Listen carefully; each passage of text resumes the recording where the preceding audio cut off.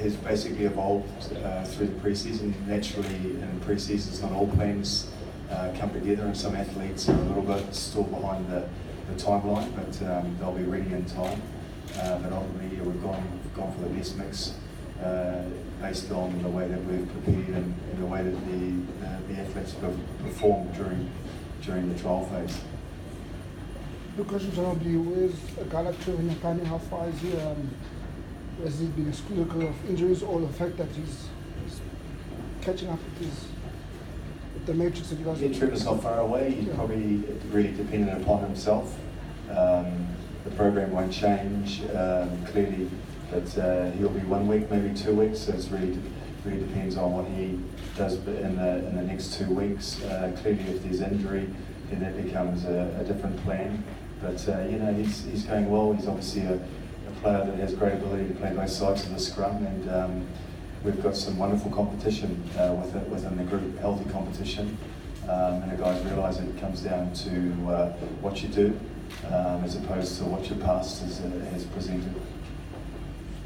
Tim Boli surprised many people, but what is it about him that stood out, John, that's maybe slipped in the start line? Firstly, I think Burger would share with me the sentiments that he's very enjoyed by his peers, basically because he's very quiet about the way he goes about things. He's eliminated some of the errors out of his game in the trial phase. When he first started pre-season, naturally, when new guys come to a club, it can be quite nerve-breaking for them. Clearly, he wasn't aligned to how we do things, so it took him a while. But he's really demonstrated excellent work both on and off the field.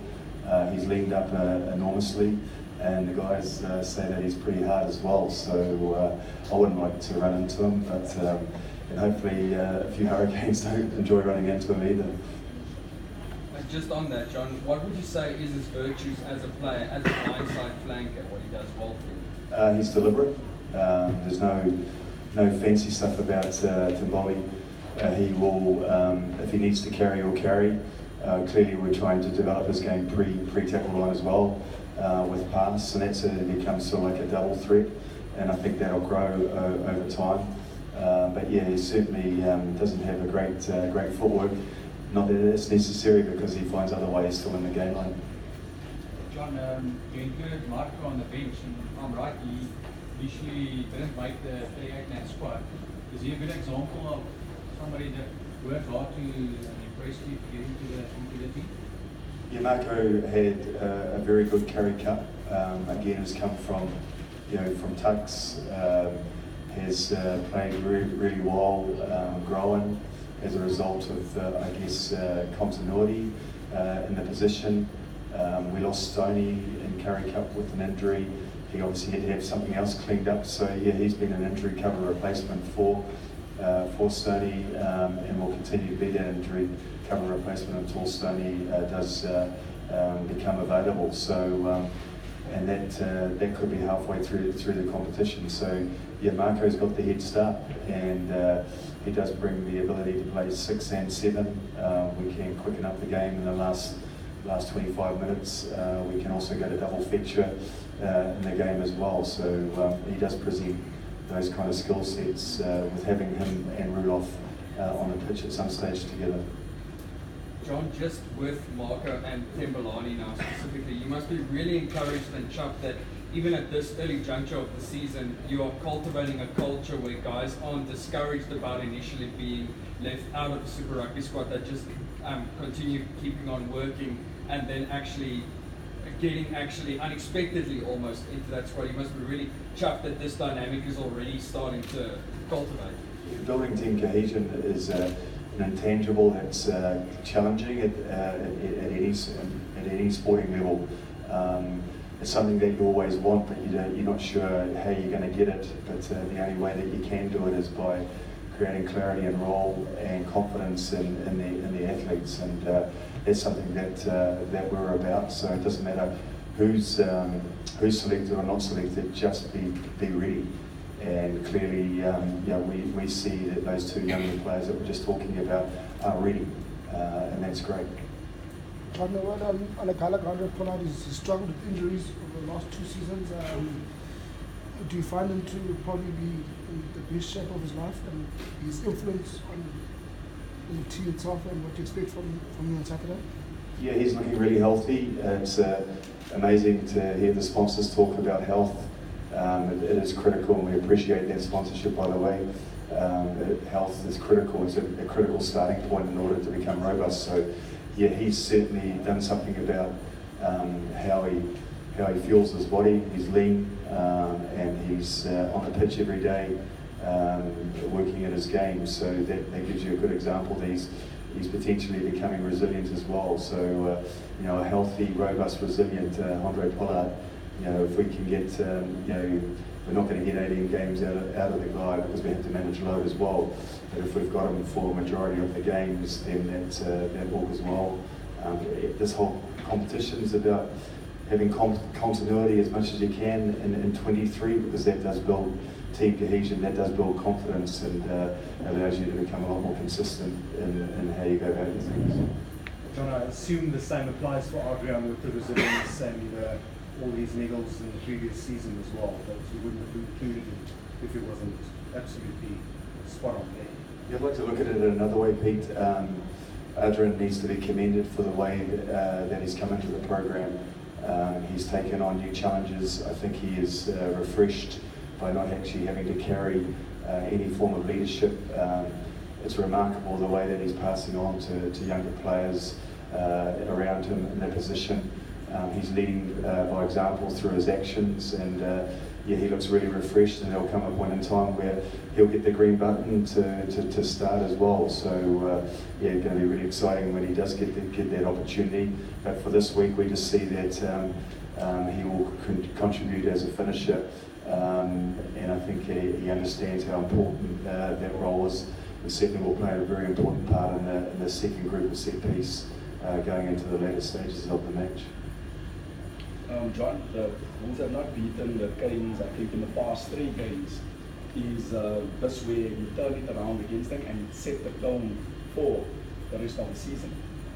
It's the first performance. At the end of the day, when we decide to outwork teams, then will be very difficult to stop.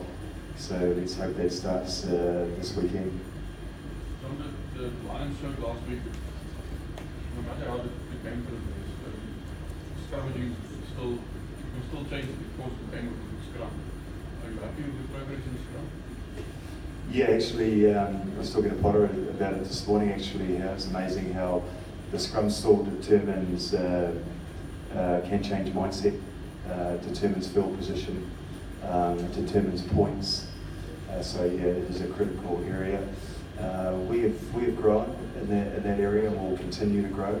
And we're certainly not the finished article in that area, but it is also an area where you can create and form great perception amongst the people that decide decisions in the middle, and perception is an amazing thing. Like if you have a great scrum, then everyone else talks about that. So ultimately, that set piece area is very critical. It has been a big part of our program in the pre-season as well. It's not everyone sees a whole, but there's so many little small things in that area now that it's critical to getting an advantage. Coach, how do you deal with the burden of expectation? Because in some quarters, this is really seen as a dawn of a new era for the Bulls. Sorry, can you repeat the end of that question? How do you deal with the burden of expectation? Because in many quarters, this campaign is seen as a dawn of a new era for the Bulls. Yeah, expectation is always on you. There's always pressure. It's how you embrace it. It's how you use it. While we respect the past dynasties, there have also been other tenures that haven't quite hit the nail as well. So what's important for us is to control what we can control and focus on what we have, rather than being driven by somebody else's history. Let us create that timeline. When that timeline arrives, we will be deserving. As I said to you earlier, when we decide to outwork teams, then we'll present ourselves every opportunity to become consistent and present ourselves the opportunity to become the best in the competition. So that's really up to ourselves, but that's not determined by somebody else's history or expectation. John, I think most supporters will feel that the Hurricanes come here as the favourites. Does that underdog tag suit the Bulls? Pretty good side they've named, isn't it? We're looking forward to it. It's, as I think I might have already mentioned, that it's quite good to get started against the New Zealand side.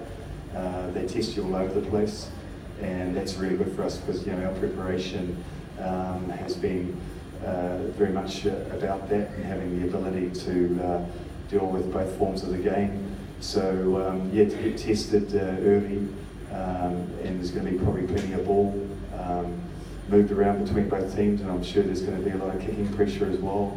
There's going to be a lot of set piece pressure, and I think both teams are going to generally bring a pretty much line speed in the game. So it's going to be an exciting contest.